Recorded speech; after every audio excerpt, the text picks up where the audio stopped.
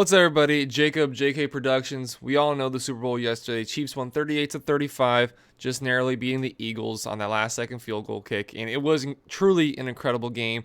I don't really want to talk too much about that holding call at the end. It does not take away from what was the best Super Bowl in a very long time. And part of that Super Bowl was Jalen Hurts and his performance going for 300 yards and 3 rushing touchdowns in the game against the Chiefs. And I just want to take this time to set the record straight. Like, I was very wrong about Jalen Hurts. So coming into the draft 3 years ago now, he was obviously a second round pick going to the Eagles, and he was touted behind the guys like Tua, like Herbert, like Burrow, like Jordan Love even at the time. And I definitely saw him very much as a project type player. He has these gadget skills that he can use his feet, but his arm talent was not there. The accuracy wasn't there, and there was a reason why he did get beat out by Tua at Alabama. There was a lot that I thought was missing from his game that he needed to work on. He's drafted to the Eagles, goes into the starting lineup over Carson Wentz, and he was all right. Again, he used his legs, he used what he had, and then next season, last year, I didn't see enough from him to really feel confident that he was going to be a pro-level caliber quarterback that could take, a team to the Super Bowl. He was late on his reads. His accuracy wasn't the greatest. He was turning the ball over more than he did this year. He was not trusting a clean pocket. Had one of the best offensive lines in the league last year. Had arguably the best offensive league this year. And he wasn't patient. He wasn't able to stand in the pocket and just go through his reads and hit his targets. And he didn't have as good of targets as he did this year. Obviously, adding A.J. Brown is a huge difference for that team. And I wasn't sure he was going to be the guy. I said multiple times that I thought they should have traded for Deshaun Watson. I thought they should have traded for Russell Wilson, Aaron Rodgers potentially last offseason, been in the mix for those guys. Because I didn't think he was going to be coming nearer to his ceiling or even have that high of a ceiling in the first place. He has the athletic ability, but that's really it. That's all that I saw from Jalen Hurts. And that completely flipped on ahead this year. Getting A.J. Brown obviously helps. Having the best offensive line in football obviously helps. But all the deficiencies that I saw in his game started to go away. He was a lot more patient. They do run a lot of design quarterback runs, got 3 touchdowns in the Super Bowl rushing. Obviously, they're not going to go away from that. But he's adapted his game to be able to sit back in the pocket and go through his reads and actually observe the defense and see what they're throwing at him instead of just 1, 2, I'm taking off. He's going to sit back in the pocket, not just rush out of it after 2 or 3 seconds and try to make a play. He's really adapted to what the NFL has become, and I was certainly wrong on the assessment of him. This year, he was 10th in the league in passing, 3,700 yards, only had 6 interceptions, 22 touchdowns. Led the league and had the record for rushing touchdowns by a quarterback. And then the offense as a whole that he led, second most points in the league, second most yards in the league, most rushing touchdowns in the league, second most touchdowns in general in the league. So he did what he does well, which is rush the ball. Led the league history record rushing touchdowns from a quarterback, and he was also able to operate an offense, I was very unsure whether he was gonna be able to do that.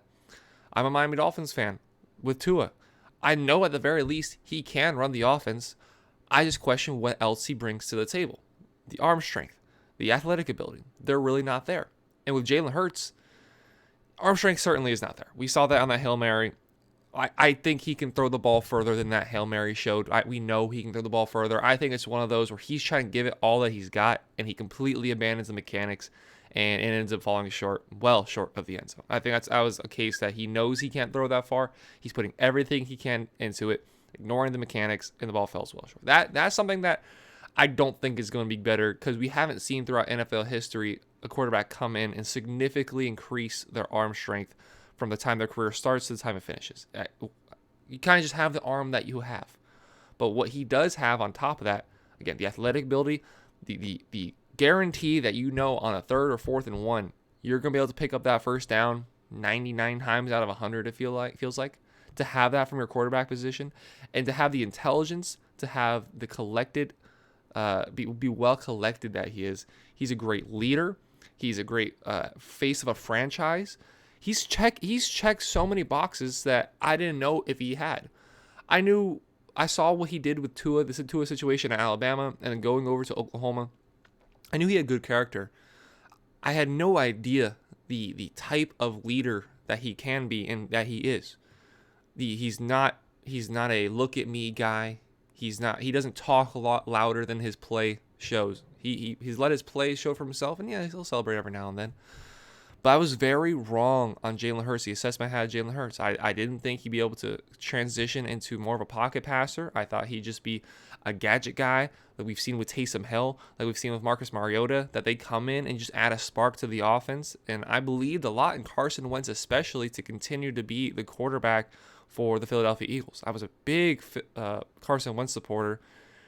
And he proved, even though he doesn't have the arm, he's not 6'6", he's not 240 pounds. Maybe he is, actually, I don't know. He's been able to do a much better job than Carson Wentz was able to do post-injury. He's been able to carry an offense. He's been able to have a team believe in him and an organization entirely believe in him. And I hated the Philadelphia Eagles for a majority of my life. I was rooting for them last night, and I'm probably going to continue to root for them on into next season and beyond because I love everything about Jalen Hurts.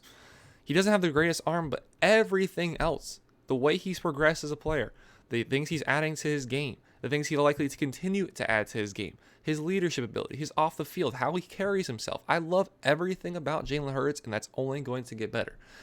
Now, there is definitely a line that he is probably never going to eclipse. He's probably never going to be a top 5 quarterback, especially with the quarterback talent we have in the league currently, where you have your Mahomes, you have your Herbert, your Burrow, your Allen, so on and so forth. We have those guys who really do everything at a high level. Their big body, cannon of an arm, athletic ability, they check just about virtually every single box. There's a few boxes that Hurts is likely never going to be able to check. And he's in line right now for a pretty massive extension, either this offseason or the following offseason. I'm sure the Eagles are going to get that done and make sure he's their quarterback for the future. Now, when he's off his rookie deal, that is when you might see some of his deficiencies stand out because you're not going to be able to afford to pay all the offensive linemen, to pay all the weapons, to keep the guys around him, to keep the defense on the other side. You're not going to be able to do that as frugally as they have so far because you have to pay your quarterback $60 million. They're not going to be able to go out and get an A.J. Brown in the offseason. They're not going to be able to throw as much money at Jason Kelce to not go into retirement as possible.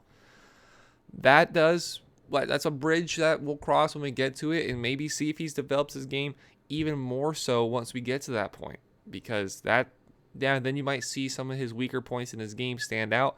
When he's not be able to rely on the guys on the other side, he's now losing his offensive coordinator over to Indianapolis. So he's not a perfect quarterback. He still has a long way to go. He's only in his 3rd season, and he got to the Super Bowl already, and I'm sure he's going to continue to grow from here. But I really love the development I've seen from Jalen Hurts. I love him as a person. I love him as a player. And this Philadelphia Eagles team isn't going to be going anywhere, especially in the NFC that's going to get weaker. Aaron Rodgers is going to be leaving the division. Neither of the top 2 quarterbacks are likely to go to an NFC team in the draft, that being C.J. Stroud and Bryce Young. Bears are likely to trade out of that pick. There's probably the Colts are going to trade up. There's possibly the Titans, other teams in the AFC that I can definitely see trade up. So then you're in the NFC, and who are your best quarterbacks?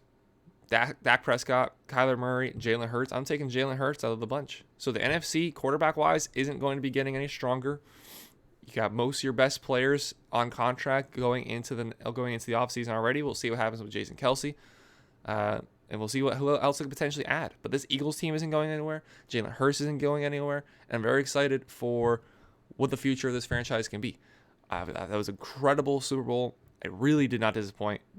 Games like that so easily can disappoint because of all the hype and all the expectation going into the game. You know what these teams have done. They're the 2 number 1 seeds. This is the biggest game in American sports. It never usually lives up to the hype of what it's all drawn out to be. But it certainly did yesterday. And a lot of that was because of Jalen Hurts. I would love to have seen, let's say that holding call wasn't called. Chiefs kick the field goal, and then the Eagles come out there with a minute and change left to go. I would love to have seen how that game possibly could have gone differently, but it wasn't the case. Eagles lose. Jalen Hurts doesn't win his Super Bowl, but he's going to be back. That's something you can count on.